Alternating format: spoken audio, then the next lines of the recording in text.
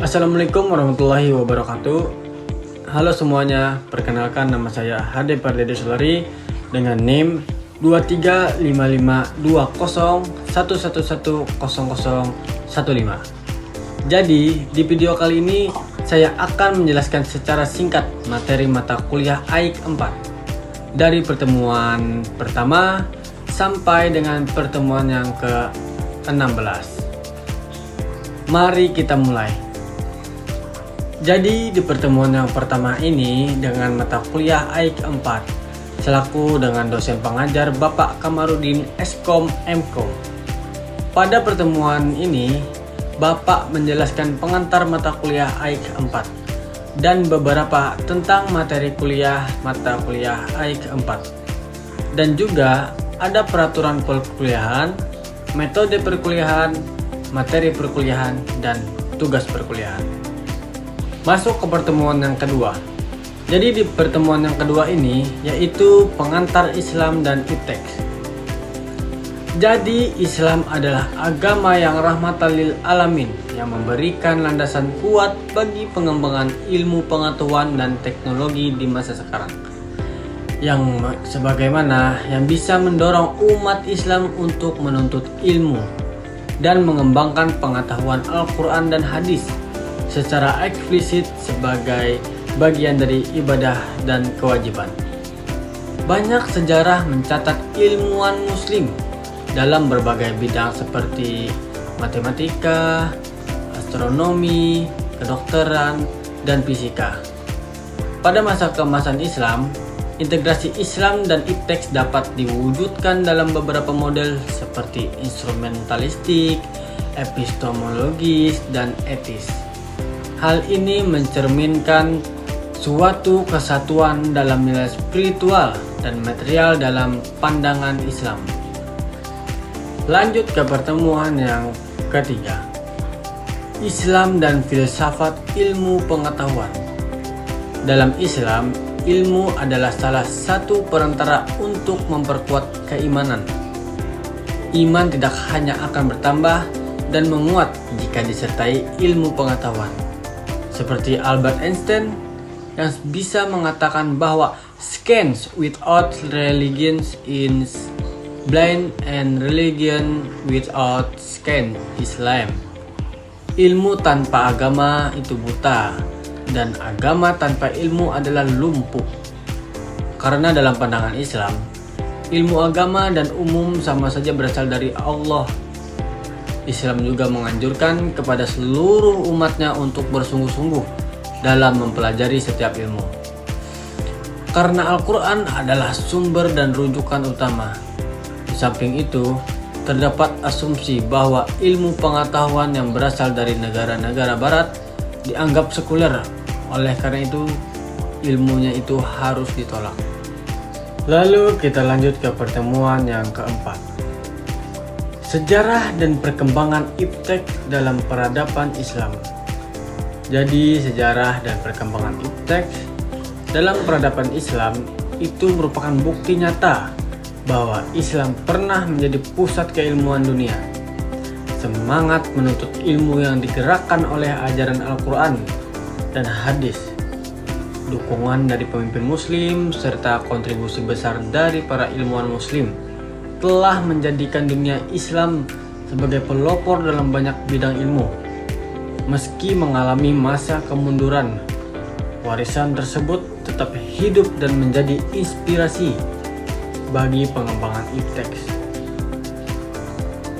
Sudah saatnya umat Islam kembali menghidupkan semangat intelektual dan keilmuan dengan menggali kembali kekayaan intelektual, warisan peradaban Islam demi kemajuan umat dan peradaban. Lalu ke pertemuan yang kelima. Etika Islam dalam pengembangan iptek. Dalam pandangan Islam, etika pengembangan dan penerapan iptek itu didasarkan ilmu pengetahuan dan nilai-nilai dalam Islam, terutama pada akidah dan syariah Islam. Iptek juga bagian penting dalam Islam karena mendukung kemajuan umat dan peradaban. Tapi pengembangannya harus diseimbangkan dengan nilai-nilai dan ajaran Islam, supaya Islam bisa menempatkan ilmu sebagai kewajiban, dan nilai etika Islam harus juga menjadi pedoman umat dalam proses tersebut. Lalu kita ke pertemuan yang ke-6 dengan judul Islam dan Sains Modern. Islam dan sains modern pada dasarnya dapat berjalan beriringan. Sejarah juga telah mencatat bahwa peradaban Islam ialah pelopor utama dalam pengembangan ilmu pengetahuan. Penerapan iptek dalam kehidupan harus dibimbing oleh prinsip-prinsip Islam agar senantiasa berada pada jalan yang benar dan manfaat bagi seluruh umat manusia secara menyeluruh. Integrasi antara sains dan nilai-nilai Islam menjadi penting untuk memastikan bahwa kemajuan teknologi tidak hanya berorientasi pada manfaat duniawi, tetapi juga nilai-nilai spiritual dan moral.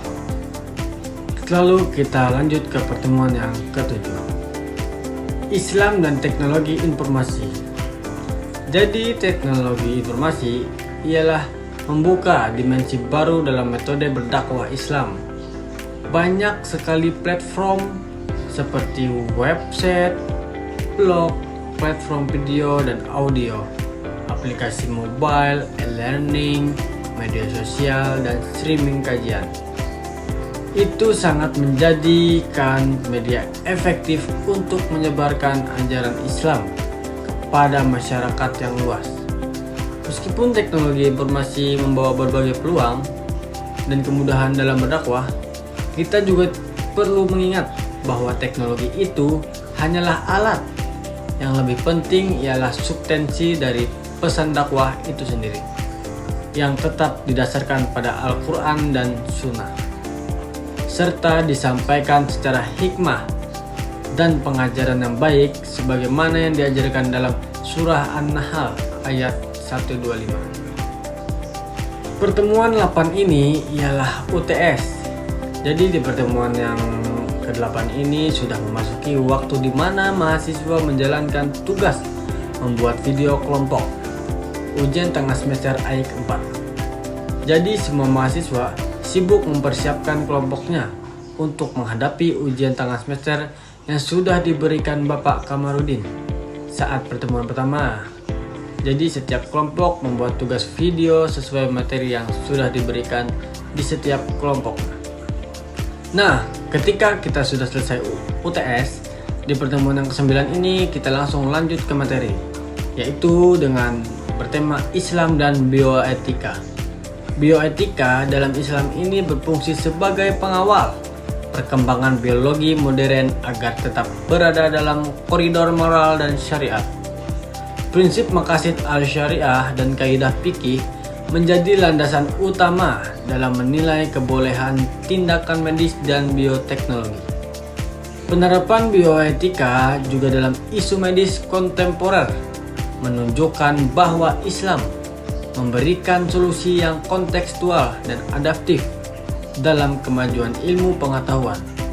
Jadi, bioetika itu sangat penting dalam Islam karena untuk menjaga keharmonisan antara kemajuan ilmu dan nilai-nilai agama.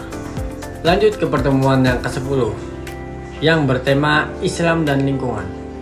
Islam memandang lingkungan itu sebagai amanah dari Allah yang harus dijaga dan dikelola secara bijaksana.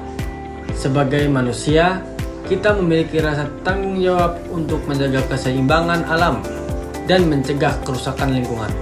Al-Quran dan hadis sudah memberikan panduan yang jelas tentang etika lingkungan Islam yang menekankan kesederhanaan, keseimbangan, dan keberlanjutan.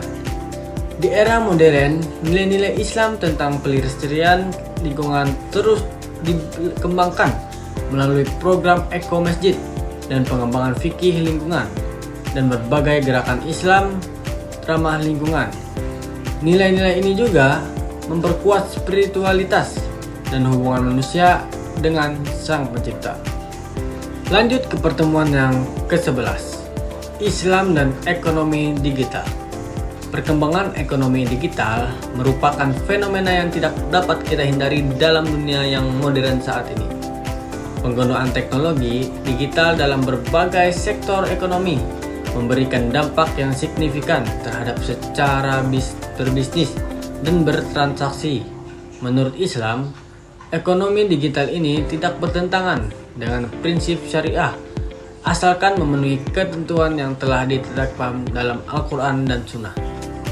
Ada 3 prinsip utama yang harus diterapkan dalam ekonomi digital, yaitu larangan riba, gharar, dan maisir yang harus diterapkan dalam seluruh transaksi ekonomi digital. Tantangan terbesar adalah kurangnya pemahaman masyarakat tentang ekonomi syariah dalam konteks digital, kurangnya regulasi yang mendukung, dan adanya praktik penipuan serta riba yang masih marak. Oleh karena itu, penting bagi para pelaku ekonomi digital untuk memastikan bahwa sistem yang dikembangkan sesuai dengan prinsip syariah. Tidak terasa kita sudah memasuki pertemuan yang ke-12. Islam dan kesehatan. Menjaga kesejahteraan jasmani dan rohani merupakan tanggung jawab setiap muslim. Iman sudah memberi arah dan motivasi hidup sehat, sementara ilmu membantu memahami cara menjaganya secara tepat. Dengan mengintegrasikan keduanya, seorang muslim akan mampu menjalani hidup yang seimbang, sehat, produktif, dan berkualitas.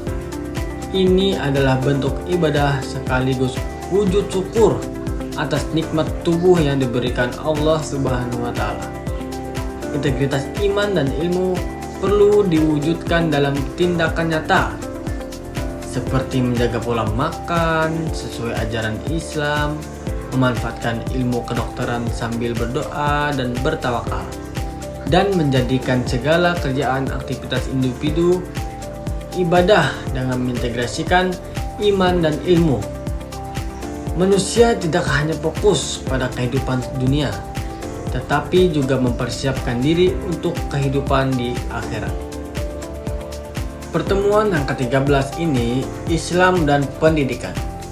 Pendidikan dalam Islam adalah proses pembinaan yang menyeluruh dan berkelanjutan, bertujuan untuk membentuk manusia yang beriman, berilmu, dan berakhlak mulia.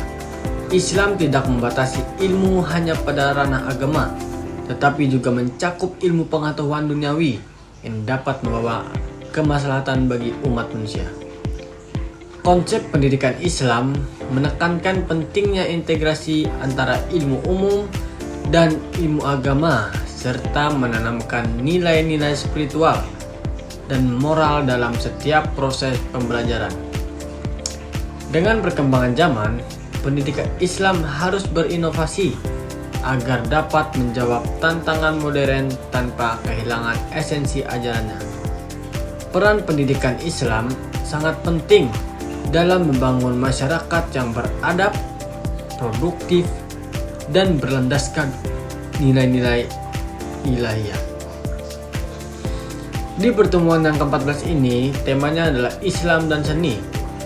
Seni dalam Islam ini memiliki posisi yang sangat istimewa karena sebagai sarana untuk menyampaikan keindahan yang tidak hanya memanjakan mata, tetapi juga dapat menyejukkan hati dan memperkuat nilai-nilai keimanan.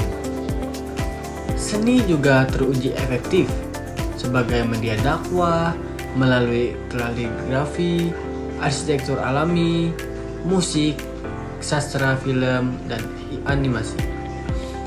Nilai-nilai Islam juga dapat disampaikan secara lembut, menyenangkan, dan mudah diterima, terutama oleh generasi muda saat ini. Seni juga berperan penting dalam dunia pendidikan Islam. Ketika seni dipadukan dengan proses belajar, ia membentuk pemahaman yang lebih dalam, mengasah kreativitas, serta membangun karakter Islam yang kuat. Dampak positif dari seni Islam adalah dapat meningkatkan kecintaan pada agama dan penguatan identitas sebagai Muslim. Di pertemuan yang ke-15 ini, Islam dan politik global. Islam berperan penting dalam politik global karena sebagai sistem nilai dan ideologi.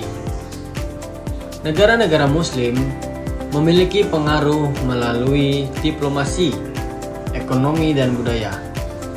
Tantangan yang muncul dari konflik internal, ekstremisme, dan dominasi narasi Barat. Meski begitu, peluang Islam tetap besar melalui pendekatan moderat dan inklusif. Dengan strategi tepat, Islam dapat berkontribusi pada perdamaian dan keadilan dunia. Kita sudah memasuki ke pertemuan yang terakhir, yaitu UAS.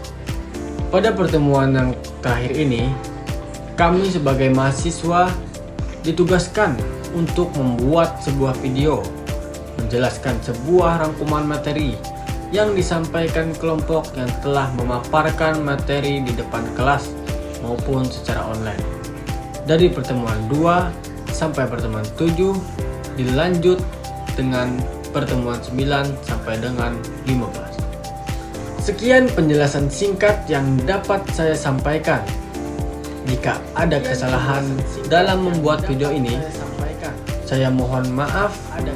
Terima kasih telah menonton video rangkuman materi AIK 4. Wassalamualaikum warahmatullahi wabarakatuh.